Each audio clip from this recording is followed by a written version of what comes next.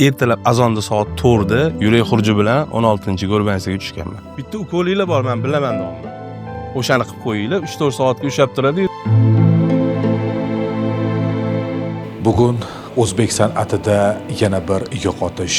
Mahoratli aktyor, ajoyib so'z ustasi, dizayn guruhining a'zosi Dilshodbek Musabekov bu olamni tark etdi. Dilshodbek Musabekov 51 yoshda edi. Marhum o'zining betakror hazillari va samimiyligi bilan xalq qalbidan chuqur joy olgan. Uning vafoti nafaqat oilasi, balki butun san'at ahli va minglab muxlislari uchun kutilmagan va katta yo'qotish bo'ldi. Dilshodbek Musabekov intervyularning birida yurak xuruji kasalligi bilan og'riganini aytgan edi.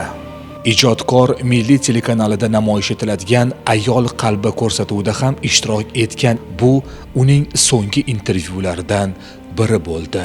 Ertalab azonda soat 4da uyda yurak xuruji bilan 16-Go'rbansiga tushganman. 7-8 kuni chiqa olmaganman, chunki shokoviy sostoyaniyada 2 kun berishgan doktorlar. Agar 2 kundan o'tsalar yashab ketadilar deb butun jamoa, butun endi banzi to'lib ketgan odamga. Dilshodbek Musabekov Toshkent to'qimachilik va yengil sanoat institutini tamomlagan. U mazkur oliygoh nomidan qo'noqlar va zukkolar shou tanlovlarida qatnashish orqali tanilgan. Hali yurak xuruji bilan shokoviy deyotganimda menga aytishyaptiki, sizga hozir unaqa qilamiz, tinchlaning, boshqa qiling deyishyapti. Men aytaman, konsertda 80% meni bo'ynimda deyapman roli.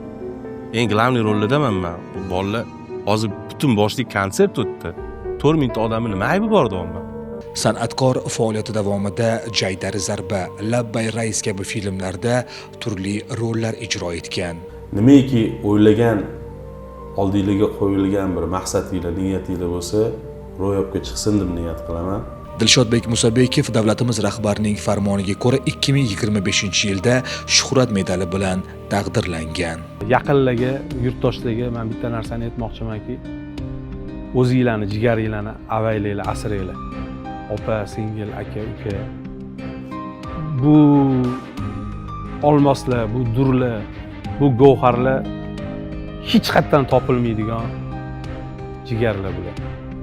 Milliy telekanali ijodkorning oila a'zolariga, muxlislariga chuqur hamdardlik bildiradi. Dilshodbek Musabekov ijro etgan rollar tomoshabinlar qalbida mangu yashaydi.